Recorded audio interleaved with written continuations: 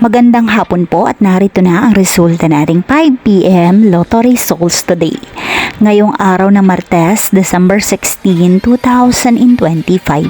At para po sa draw natin ngayon ay ang 3D Lotto at ang 2D Lotto. At para po sa Lotto More updates, pa-subscribe na lang din po ako sa aking channel at pahit na din ng notification bell.